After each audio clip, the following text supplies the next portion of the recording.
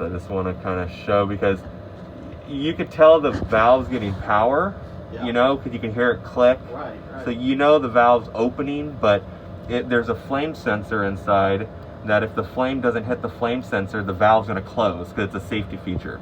So it has to prove that the flame is actually there, or the valve won't keep letting gas in, because that, you know, that's a safety hazard, you know. Yeah. If it just kept letting gas into the chamber, and if it went to go reignite it, it would cause an explosion. So there's no ignition. You can hear the valve clicking, but no flame. Oh, there's definitely a spider in the orifice. Yeah. You know, anything I can help out the guys, because sometimes it's, you know, it takes 2 techs to go out, not all the time, but, you know, sometimes you have a new guy that's never had this problem before. And because I remember my first spider web. So, if you could see, you see the white sac inside of there? Yeah. So that's the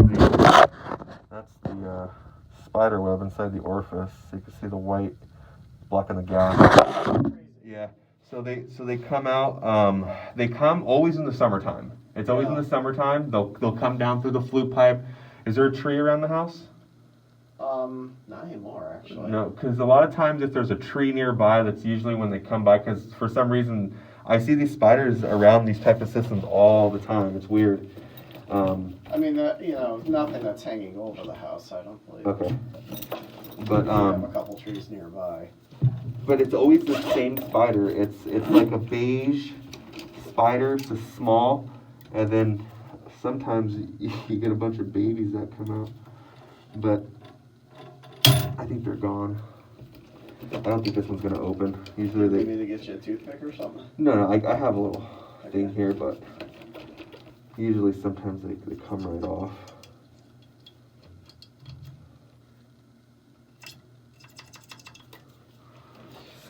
Kind of clean it out.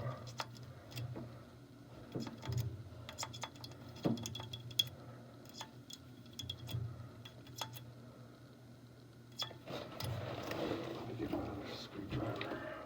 And this other skinny.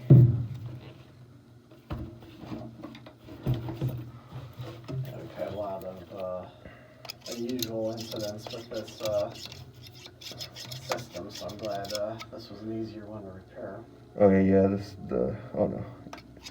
Yeah, I think it's still in there. But once the gas comes out, the pressure, push it out, and then it'll just burn up. Right. It'll be gone. And normally, you know, when you're using the furnace, they're not going to come in. Yeah, there's some legs right there. Some legs there. Yeah, he's in there. I just pretty much just put him out of his misery. So now that that's all cleaned out, should just open right up now. Alright, let's put it back in.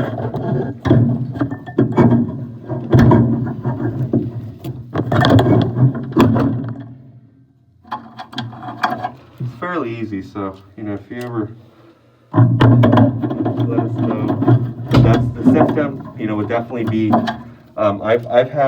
I don't get the no flame a lot. What I get is small flame. Maybe that big. Yeah. And so everything will work, the fan will run, but there just will be no heat. You'll probably get like maybe 60 degrees coming out of your vents, 70 degrees maybe. Alright, so we'll turn it back on. So it's just that top screw, bottom screw, and that comes out. There's no need to disconnect the flex line. So once it ignites, you should see the flame. Yeah, the flame has to hit that sensor within like 2 or 3 seconds. And if it doesn't, it sends it's not sending like a DC signal back to the board. Right. So it doesn't get that signal, so it can't proceed to the next step. Which, no, the older ones, like from the early 80s, they didn't have that feature. All it had was just one limit switch to protect against high heat. And those were unsafe because those would just let gas dump into the chamber.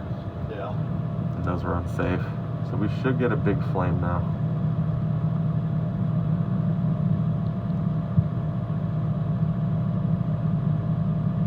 And if not, then the valve's bad. But you definitely had a spider web in there. But it should come out. Yeah, that was pretty clear. There it is. Now you see the flame. Yeah. And whatever was in there is gone. Cool. Yeah, now we should get some heat pumping out of this thing. We got somebody here with experience in that. Yeah.